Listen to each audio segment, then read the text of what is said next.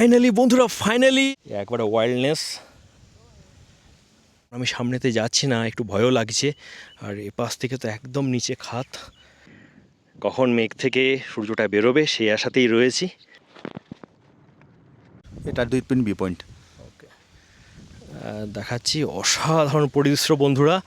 নিচে মেঘ, আমরা অনেকটাই উঁচুতে রয়েছি। আর ওপাশ দিয়ে তিস্তা যাচ্ছে, তাই তো? ওপাশ দিয়ে তিস্তা যাচ্ছে। আর এই হচ্ছে মেন রোড। তো আস্তে আস্তে নেমে যায়।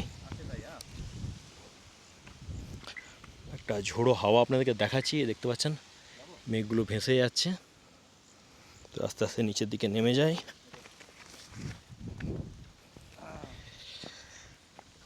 তো দূরপিনদার ভিউ পয়েন্টে যদি আসেন কালিম্পং থেকে, এই ধরনের কিন্তু একটা হালকা ট্রেকিংও করে নিতে পারবেন।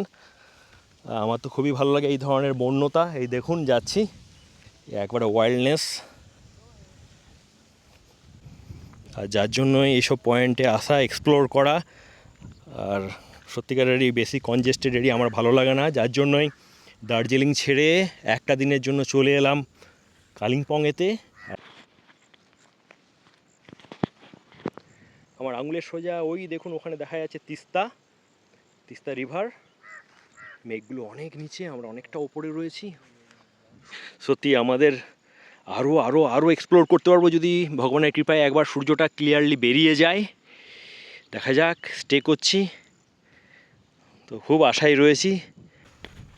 ফাইনালি বন্ধুরা, ফাইনালি সূর্যটা বেরিয়েছে একবারে। দেখুন যেন মনে হচ্ছে এক টুকরো গোল্ড। আর আমি পাশটা দেখে দিচ্ছি, ভ্যালির উপর আস্তে আস্তে সূর্যের আলোটা পড়ছে।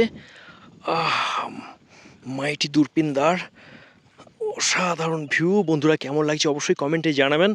আমি জানি না কতজন এসছেন এইরকম ধরনের একটা ওয়াইল্ড সিনিক বিউটি স্পটেতে। অসাধারণ। আমি সামনেতে যাচ্ছি না, একটু ভয়ও লাগছে। আর এ পাশ থেকে তো একদম নিচে খাত। আবার বলছি, ওই দূর দিয়ে মেঘেদের নিচ দিয়ে বয়ে যাচ্ছে তিস্তা।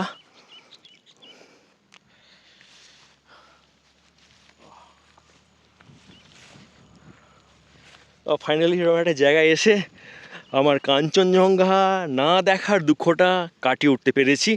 সত্যি এই দূরপিনদার আমাকে কিন্তু অনেকটা প্লেজার করেছে, অনেকটা বিশুদ্ধ শুধু হাওয়া দিয়েছে তাই না, পুরো মনটাকে চেঞ্জ করে দিয়েছে। বারবার আসি উত্তরবঙ্গে, কিন্তু কাঞ্চনজঙ্ঘার দেখা পাই না।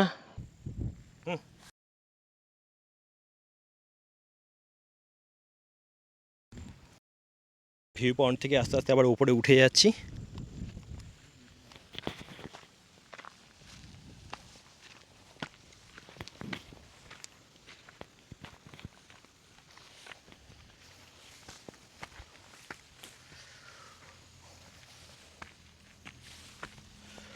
ও বন্ধুরা, জাস্ট এক্সাইটেড। অবশ্যই আসবেন উত্তরবঙ্গ এলে, এই কালিম্পংয়ের খুব কাছে দূরপিনদার।